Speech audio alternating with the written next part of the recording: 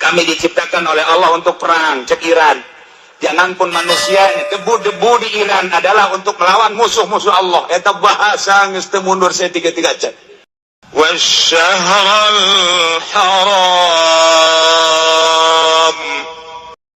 Allah ngajadikeun syahrul haram sebagai qiyamal linnas.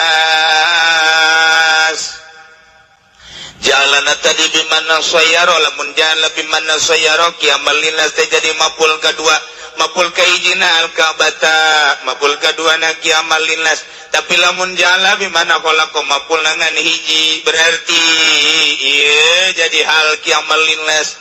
Tahai wa syarul haram di dieu teh keur dijadikeun maful kaduana, silakeun qiyamal linnas kan dibuang lantaran geus cukup kuno awal atbusan lidalatil awal.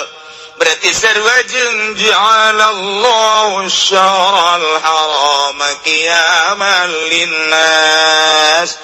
Allah ngajadikeun kana bulan haram. Maksud haram ti bimanal asyurul haram opat kita sebagai qiyamal linnas. Hiji bulan Dzulqa'dah, dua bulan Dzulhijjah, tilu bulan Muharram, opat bulan Rajab. Eta teh ngaranna asyurul hurum. Eta teh teu meunang ngayakeun peperangan. Karakter urang Arab anu biasa peperangan